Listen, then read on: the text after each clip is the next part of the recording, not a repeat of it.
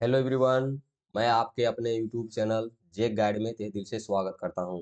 आशा करता हूं कि आप लोग अपने एग्जामिनेशन की तैयारी बहुत ही अच्छी तरीक़ा से कर रहे होंगे। दोस्तों, मैं आप लोगों को इस वीडियो में झारखंड सरकार के द्वारा जो ओरिजिनल मॉडल क्वेश्चन पेपर जारी किया गया हुआ है उसका साइंस का मैं जो 30 एमसीक्यू जो दिए गए हुए हैं उनका कंप्लीट सोल्यूशन करवाने वाला हूँ। आप लोग वीडियो को अच्छे पूर्वक से देखिए और सारे क्वेश्चन आंसर को आप लोग अच्छे से याद कर लीजिए, क्योंकि आपके फाइनल एग्जामिनेशन में जो सवालें आएंगी वह इसी प्रकार से आएंगी जिस प्रकार से मॉडल सेट क्वेश्चन पेपर जारी किया गया है। ओके, देखिए सबसे पहला नंबर क्वेश्चन आप लोग को क्या दिया गया हुआ है कि निम्नलिखित में से कौन सी अभिक्रिया उष्मा शोषी अभिक्रिया है। आप लोगों को चार ऑप्शन दिए गए हुए हैं। उन चारों ऑप्शनों में आपको ये बताना है कि इनमें से कौन सा ऑप्शन जो है वह उष्मा शोषी अभिक्रिया है। तो ऑप्शन नंबर जो डी है वह आपका सही हो जाएगा। कैल्शियम कार्बोनेट का अपघटन करके त्वरित चूना और कार्बन डाइऑक्साइड बनाना एक उष्माशोषी अभिक्रिया है। क्वेश्चन नंबर टू देखिए क्या लिखा हुआ है कि नमी वाले दिन हाइड्रोजन क्लोराइड गैस तैयार करने के दौरान गैस को आमतौर पर कैल्शियम क्लोराइड युक्त गार्ड ट्यूब से गुजारा जाता है। गार्ड ट्यूब में लिए गए कैल्शियम क्लोराइड की भूमिका है। तो जो गार्ड ट्यूब है उसमें जो कैल्शियम क्लोराइड लिया गया हुआ था उसकी क्या भूमिका है ये आपको बताना है। तो ऑप्शन नंबर सी जो होगा वह आपका सही हो जाएगा। गैस से नमी को अवशोषित करना कैल्शियम क्लोराइड की भूमिका है। क्वेश्चन नंबर थ्री देखिए क्या लिखा हुआ है कि निम्नलिखित में से कौन सा समजातीय श्रेणी में नहीं देखा जाता है। चार ऑप्शन आप लोगों को दिए गए हैं। उन चारों ऑप्शन में आपको बताना है कि कौन समजातीय श्रेणी में नहीं देखा जाता है।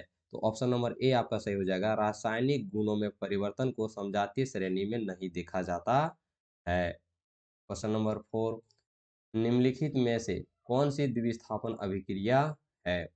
आपको देखिए ये क्वेश्चन बहुत ही टफ है। अगर आप ध्यान से देखें तो पता चलेगा कि सबसे पहले चार ऑप्शन दिए गए हुए हैं। उन चारों ऑप्शनों में से फिर से चार ऑप्शन बना दिया गया हुआ है और आपको जवाब देना है कि कौन द्विस्थापन अभिक्रिया है। तो ऑप्शन नंबर बी जो होगा वह आपका सही हो जाएगा। ध्यान दीजिएगा ऑप्शन नंबर बी यहाँ पर केवल दो, यानी इनमें से जो चार समीकरण दिए गए हुए हैं इन चारों समीकरणों में सिर्फ जो दो वाला समीकरण है वह द्विस्थापन अभिक्रिया है। ओके, क्वेश्चन नंबर फाइव देखिए क्या दिया हुआ है कि जल का विद्युत अपघटन एक अपघटन अभिक्रिया है। जल के विद्युत अपघटन के दौरान मुक्त होने वाली हाइड्रोजन और ऑक्सीजन गैस का मोल अनुपात है। तो विद्युत अपघटन के दौरान जो जल मुक्त होती है और जल से जो हाइड्रोजन और ऑक्सीजन जो मुक्त होती है उनका अनुपात क्या है ये आपको बताना है। तो ऑप्शन नंबर बी जो है वो आपका सही हो जाएगा, 2:1। क्वेश्चन नंबर सिक्स देखिए क्या लिखा हुआ है। एक जलीय घोल लाल लिटमस घोल को नीला कर देता है।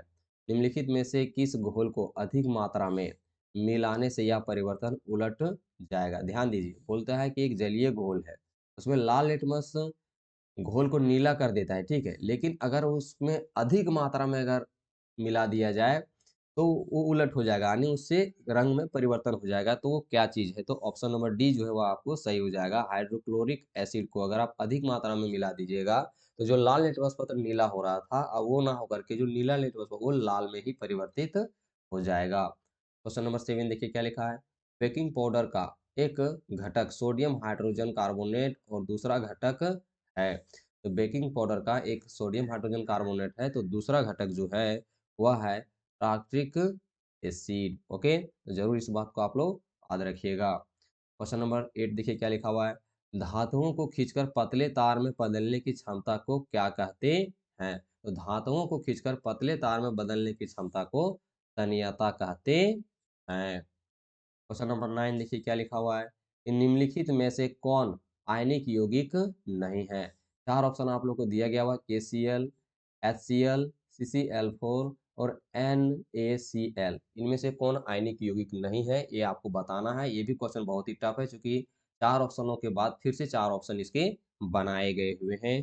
तो नाइन का ऑप्शन नंबर जो बी है वह आपका सही हो जाएगा, दूसरा और तीसरा, यानी HCl और CCl4 जो है यह आयनिक यौगिक नहीं है। KCl आयनिक यौगिक है और NaCl भी आयनिक यौगिक है। क्वेश्चन नंबर 10 देखिए क्या लिखा हुआ है। निम्नलिखित में से किस यौगिक में OH कार्यात्मक समूह है। चार ऑप्शन दिए गए हैं उनमें से जो ऑप्शन नंबर बी है वो आपका सही हो जाएगा। ब्यूटोनॉल का एक कार्यात्मक समूह है OH। ओके, क्वेश्चन नंबर 11 देखिए क्या लिखा हुआ है, यौगिक HCl CH2CHO का नाम है, तो उसका जो नाम है वह प्रोपेनॉल है या तो प्रोपेनल है, प्रोपेनल है, प्रोपेनॉल नहीं, ठीक है? इस बात को जरूर ध्यान रखिएगा। क्वेश्चन नंबर 12 देखिए क्या लिखा हुआ है, आहार नली के किस भाग में भोजन का अंतिम पाचन होता है? तो ये आहार नली के जो छोटी आंत है उसमें भोजन का अंतिम पाचन होता है। क्वेश्चन नंबर 13 देखिए क्या लिखा हुआ है, श्वसन के दौरान गैसों का आदान प्रदान यहाँ होता है।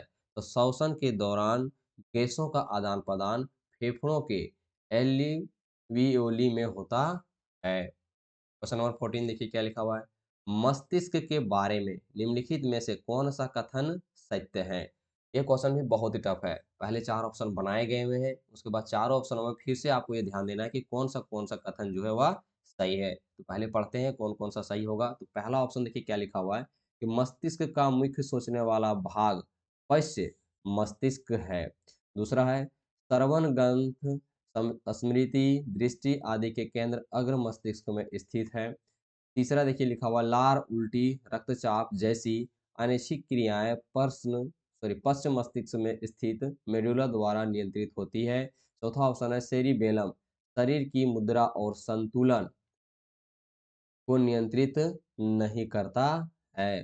तो इस क्वेश्चन का जो राइट आंसर हो जाएगा वह ऑप्शन नंबर सी राइट हो जाएगा। दूसरा और तीसरा इसका सही हो जाएगा, यानी जो दूसरा और तीसरा में जो कथन दिए गए हैं वह कथन सत्य है, यानी श्रवण, गंध, स्मृति, दृष्टि आदि के केंद्र अग्र मस्तिष्क में स्थित है और लार, उल्टी, रक्तचाप जैसी जो अनैच्छिक क्रियाएं होती हैं वह पश्चिम मस्तिष्क के में स्थित मेडुला में नियंत्रित होता है। जरूर याद रखिएगा, क्वेश्चन बहुत इंपॉर्टेंट है। क्वेश्चन नंबर 15 देखिए क्या लिखा हुआ है, बेमेल जोड़ी का चयन करें, यानी इनमें से 4 जो दिए गए हुए हैं, चारों ऑप्शनों में से कौन गलत है, यानी कौन गलत मिला है ये आपको बताना है। तो ऑप्शन नंबर ए जो है वह गलत मिला हुआ है, एडेनाइल पिट्यूटरी ग्रंथि से संबंधित नहीं है, टेस्टोस्टेरोन विल्सन से संबंधित है, ये राइट, ये सही है। Option number A, sorry option number B सही है। ऑप्शन नंबर सी भी सही है, एस्ट्रोजन अंडाशय से संबंधित है और थायरॉक्सिन जो है थायरॉयड ग्रंथि से संबंधित है। लेकिन जो ऑप्शन नंबर ए जो आपका दिया हुआ है एड्रीनाइन पिट्यूटरी ग्रंथि से ये संबंधित नहीं है। तो जरूर ध्यान रखिएगा, ऑप्शन नंबर ए आपका सही हो जाएगा, ठीक है। क्वेश्चन नंबर 16 देखिए क्या लिखा हुआ है, एक फूल में नर और मादा युग्मक अंकुरन कोशिकाएं उत्पन्न करने वाले भाग हैं।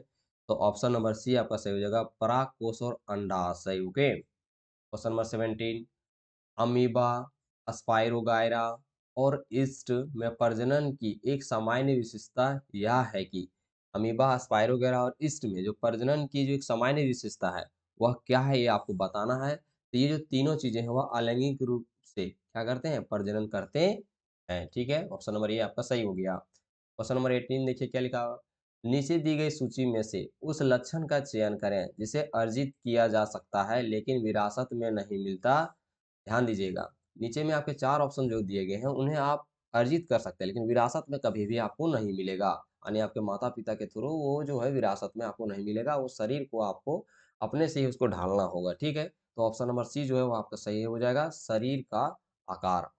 दोस्तों, अगर आप लोग अभी तक वीडियो देख रहे हैं और क्वेश्चन आंसर आपको अच्छे तरीके से समझ में आ रहे हैं, तो ज़रूर वीडियो को लाइक कर दीजिएगा और साथ ही साथ चैनल को भी ज़रूर सब्सक्राइब कर दीजिएगा। क्वेश्चन नंबर 19 देखिए क्या लिखा हुआ है, प्राकृतिक चयन द्वारा प्रजातियों के किस विकास का सिद्धांत दिया गया था? तो प्राकृतिक चयन द्वारा प्रजातियों के सिद्धांत, जो विकास का सिद्धांत जो दिए हुए थे उन वैज्ञानिक का नाम है डार्विन, ठीक है, चार्ल्स डार्विन का पूरा नाम है। क्वेश्चन नंबर 20 देखिए क्या लिखा हुआ है, निम्नलिखित में से कौन सा कथन सत्य है? 4 ऑप्शनों में से जो ऑप्शन नंबर ए है वो आपका सत्य है कि एक उत्तल लेंस में 4 डायोप्टर शक्ति होती है जिसकी फोकस दूरी 0.25 सेंटीमीटर होती है। ओके। क्वेश्चन नंबर 21, निम्नलिखित में से किसमें अनंत पर रखी गई वस्तु का प्रतिबिंब अत्यधिक छोटा और बिंदु आकार का होगा? तो ऑप्शन नंबर जो आपका डी है वह सही हो जाएगा, अवतल दर्पण, उत्तल दर्पण, अवतल लेंस और उत्तल लेंस। ओके। क्वेश्चन नंबर 22 लिखा हुआ है कि एक व्यक्ति 2 मीटर से अधिक दूरी पर रखी वस्तुओं को स्पष्ट रूप से नहीं देख सकता। इस दोष को निम्न क्षमता के लेंस का उपयोग करके ठीक किया जा सकता है। 2 मीटर दूर रखी वस्तु को अगर वो सुस्पष्ट नहीं देख पा रहा है तो उससे कितने डायोप्टर का क्या चीज़ दे दिया जाए, लेंस दे दिया जाए जिससे उसकी जो है देखने की क्षमता सुस्पष्ट हो जाए। तो ऑप्शन नंबर जो बी है वो आपका सही हो जाएगा। -0.5 डायोप्टर की लेंस की अगर चश्मा दे दिया जाए तो वो व्यक्ति अच्छी तरीक़े से देखने लगेगा, ओके। क्वेश्चन नंबर 23 देखिए लिखा हुआ है कि प्रकाश की निम्नलिखित में से कौन-सी घटना इंद्रधनुष के निर्माण में शामिल है? तो प्रकाश की जो घटना है इंद्रधनुष के निर्माण में जो शामिल है, ऑप्शन नंबर सी आपका सही हो जाएगा। अपवर्तन, विक्षेपण और आंतरिक परावर्तन, ओके। ऑप्शन नंबर जो सी है वो आपका सही हो जाएगा, हाइलाइट हो चुका है, डी भी तो मैं मिटा देता हूँ, ठीक है। हाँ, ऑप्शन नंबर सी आपका सही हो जाएगा। तो ये हाइलाइट हो गया, आप ध्यान रखिएगा सी सही है, ठीक है। क्वेश्चन नंबर 24 देखिए क्या लिखा हुआ है। 1/5 कूलम्ब वाले 5 प्रतिरोधकों का उपयोग करके कौन-सा न्यूनतम प्रतिरोध बनाया जा सकता है? तो ऑप्शन नंबर बी जो है आपका सही हो जाएगा। 1/25 कूलम्ब का न्यूनतम प्रतिरोध बनाया जा सकता है। क्वेश्चन नंबर 25 प्रतिरोधकता नहीं बदलती यदि प्रतिरोधकता कब नहीं बदलेगा यदि आप इनमें से कोई एक काम कर देंगे? तो ऑप्शन नंबर सी का अगर आप काम कर देते तो प्रतिरोधकता नहीं बदलेगी, यानी प्रतिरोधक का आकार बदल दिया जाए तो प्रतिरोधकता नहीं बदलेगी। क्वेश्चन नंबर 26 गलत कथन चुनें। 4 ऑप्शनों में से कौन-सा कथन गलत है? वो कथन आपको चूज़ करना है। तो ऑप्शन नंबर डी जो है वह गलत कथन है। भारत में एससी यानी प्रत्यावर्ती धारा हर 1/50 सेकंड के बाद दिशा बदलती है। तो ये दुनिया में कहीं भी इस तरह की घटना नहीं होती है, इसलिए यह कथन गलत है, ठीक है? यानी भारत दे दिया है लेकिन ये बात ध्यान रखिए कि दुनिया में भी ये घटना कहीं भी नहीं होती है। क्वेश्चन नंबर 27 घरेलू उपकरणों को शॉर्ट सर्किट या ओवरलोडिंग से बचाने के लिए इस्तेमाल की जाने वाली सबसे महत्वपूर्ण सुरक्षा विधि है।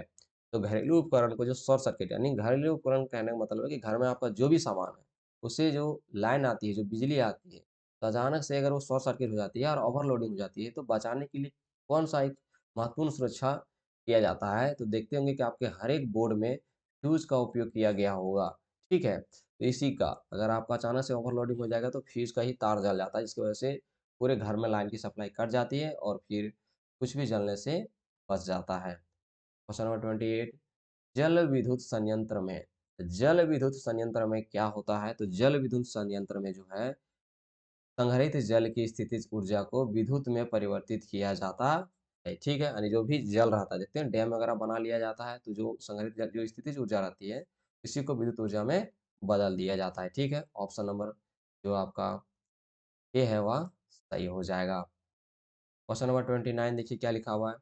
वे जीव जो विकिरण ऊर्जा का उपयोग करके अकार्बनिक यौगिक से कार्बोहाइड्रेट का संश्लेषण करते हैं, उन्हें कहा जाता है। तो उन्हें कहा जाता है उत्पादक, ओके। क्वेश्चन नंबर 30 चिपको आंदोलन द्वारा दिया गया महत्वपूर्ण संदेश है। चिपको आंदोलन द्वारा दिया गया जो महत्वपूर्ण संदेश है वह ऑप्शन नंबर ए आपका सही हो जाएगा कि वन संरक्षण प्रयासों में समुदाय को शामिल करना एक चिपको आंदोलन के द्वारा एक बहुत ही महत्वपूर्ण संदेश दिया गया हुआ है। अगर आप लोग को वीडियो पसंद आया होगा तो ज़रूर वीडियो को लाइक कीजिएगा, साथ ही साथ अपने दोस्तों में भी शेयर कीजिएगा और चैनल को भी सब्सक्राइब कर लीजिएगा। सेक्शन बी यानी जो भी इसके सब्जेक्टिव के क्वेश्चन दिए गए हैं वो बहुत ही जल्द अपलोड कर दिए जाएंगे इस यूट्यूब चैनल में। ज़रूर आप लोग विजिट कीजिएगा नेक्स्ट टाइम। मिलते हैं नेक्स्ट वीडियो में। जय हिंद, जय भारत।